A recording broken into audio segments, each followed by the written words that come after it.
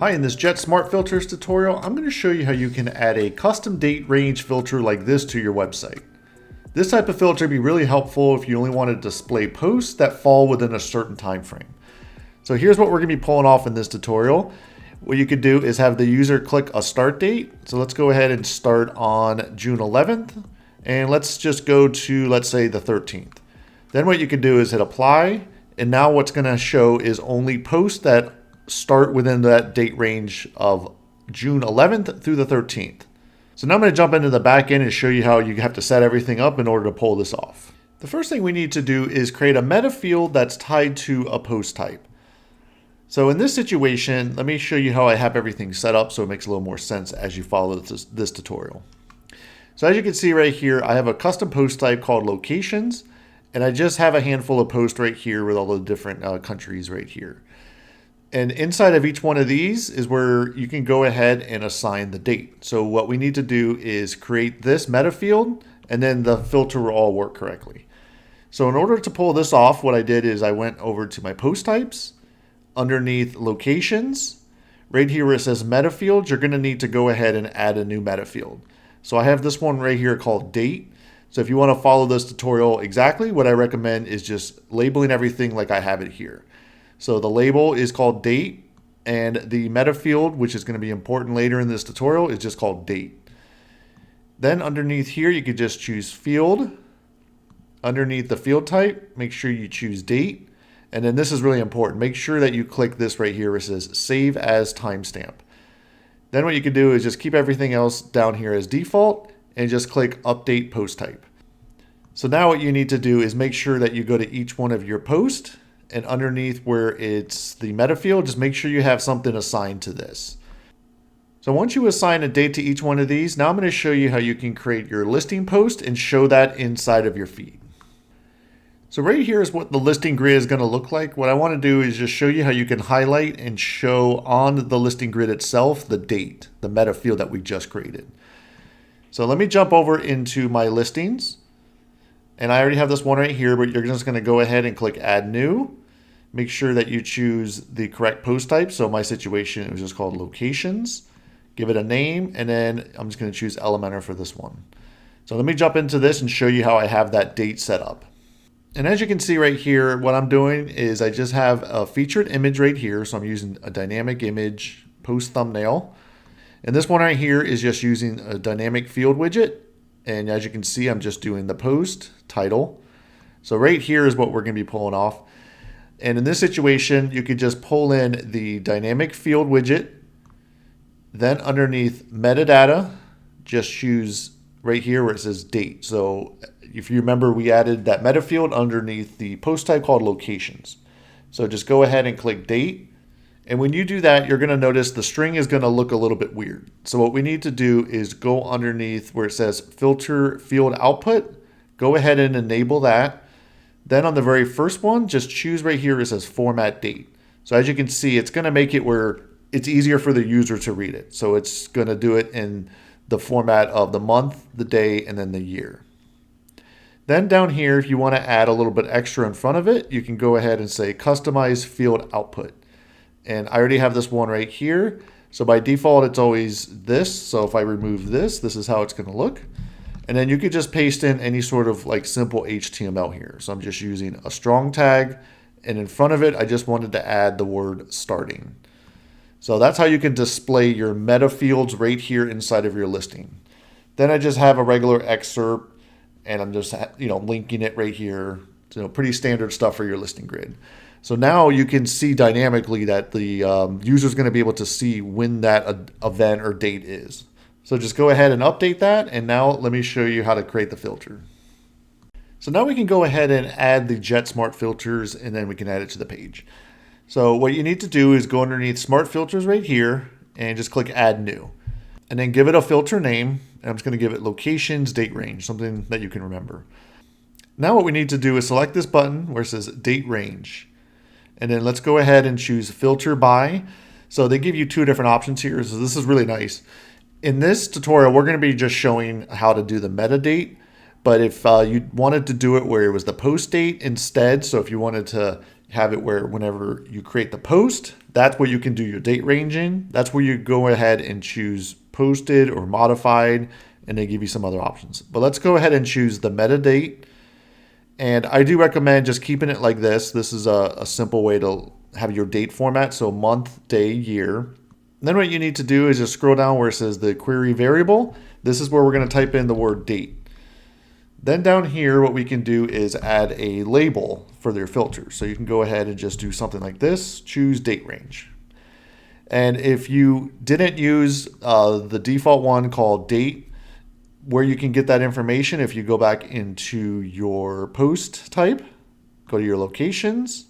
If for some reason you didn't call it the same as me, this is where you're going to need to put that query variable. So whatever you name it here, you need to make sure it matches up to what we just put in right down here, or it's not going to work correctly. So that's it. So now you've created the filter. Now what we can do is let's head over to this page, and I'm going to show you how you can set up this and have it correspond with your listing grid right here.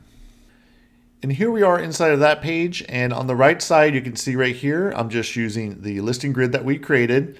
It was just called like locations list. I'm just kind of doing like 2 columns. So what we're going to be really heavily focusing on now is how to add that filter right here. So if you just go ahead and type in the word date, you can see right here there's going to be a widget called date range filter. Just go ahead and click that in. Then what we need to do is just do a search for the one we created. We called it locations date range. Now what we need to do is choose right here where it says this filters for, in this situation just choose Jet Engine. So it's using the Jet Engine listing grid right here. Then they give you a few options right here if you want to do Ajax. And then if you don't want to have the button here for some reason, you can hide that.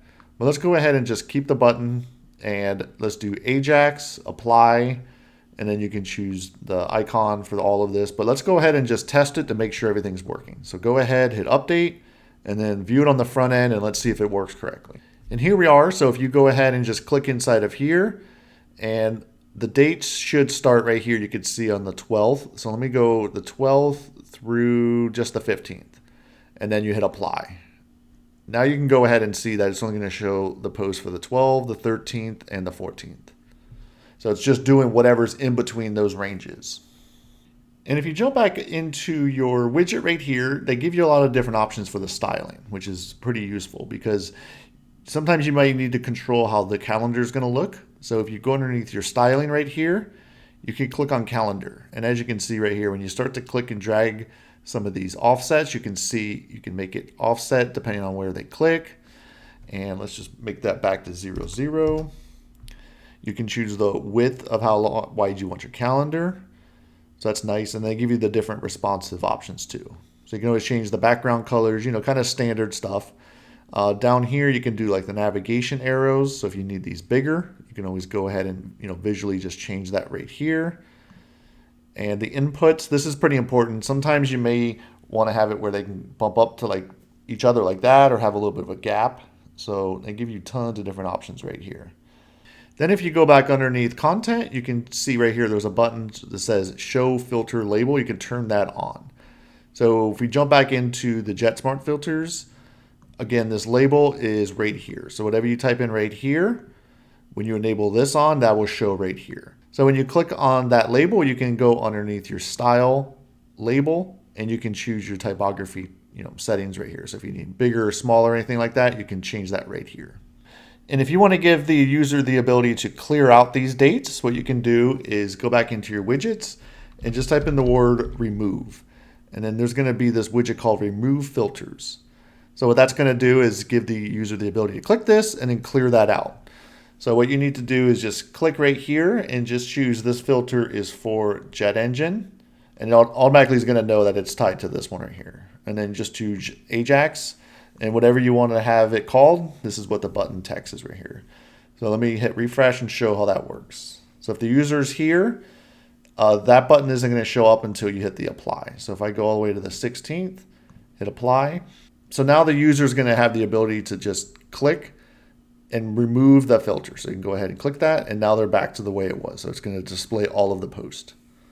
Now I'm going to show you some really cool features that you can use inside of your new filter. So if you scroll down right here where it says available date ranges, they give you a bunch of different options. So By default, it's just going to have the ability to have it where the user can select any calendar at any date. So that's what this very first one is. If you wanted to have it where they can only choose future dates, you can do that right here. You could do past dates where they can only go backwards. But right here where it says custom dates, as soon as you click that, they're going to give you tons of different options right here. So there's 3 different scenarios that you can do. And what's nice is they give you this little documentation right here to kind of walk through it. But let's go ahead and show how if I wanted to have it where the user can only select between, let's say, June 11th through let's say June 16th. You can go ahead and hit update. So now if I go to the front end of the website, the user is only going to be able to choose between the 11th and the 15th right here. So the user is not going to be able to click anywhere else. So they can't click on any other dates. They can only go between those 2. And then you hit apply and it's only going to show those posts. Now I'm going to show you this next one right here. This is really cool. So with this little bit of code, what you can do is have it where the user can only select the first 15 dates of the current month. So if I just go ahead and paste in the code just like this and want to change it to 15. So it should look like this, current dash 1. Down here, just make sure it says 15 or however many days you want. So once you go ahead and do that, hit update. Now when you go to the front end of the website, you hit refresh. Now the user is only going to be able to select the first 15 dates of the current month. So as you can see, they can't click out, they can't go backwards or anything like that. So they can only choose between 1 and the 15. Now I'm going to show you this next one called today. And what this is going to do is you can go and have it where the user can select everything from today minus a certain amount of days and plus a certain amount of days. So if you just go ahead and drop in this code right here, let me change this to plus. So what it's saying is today minus 3 days. So you can go 3 days in the past and then today plus 3 days. So that's going to give the user the ability to go ahead in 3 days in the future and select. So if I hit refresh, you can see right here, as recording, this is June 11th. So June 11th is right here, and then go backwards 3 days to the 8th, and then 3 days in the future up until the 14th. And just like the other one, they can't select anything else. So they can just choose the 8th through the 14th and apply, and you can see it's only going to show those dates. And here's a little bonus tip if you want to be able to show those metadates inside of your admin columns just like this. So it's really simple to do. If you have it set up as a jet engine post type, just go ahead into there, click on locations.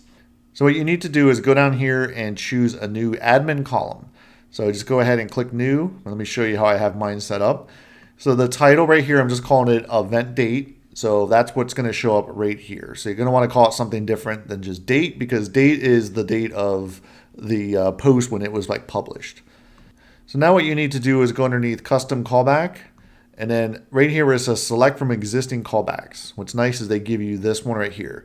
So we need to have it where it can display from the timestamp. So just go ahead, click that, and set field, the meta field is going to just be date. That's the one that we assigned up here. And you could choose the format to be any different, but I like it like this. So just go ahead and hit apply. And you can go down here and make sure that it's sortable by field, date, and then just go down here and make sure you enable this one right here.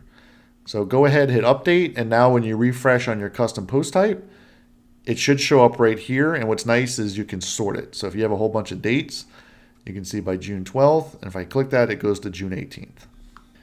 And that's it for this JetSmartFilters tutorial on how to add a custom date range filter to your website. Thank you for watching.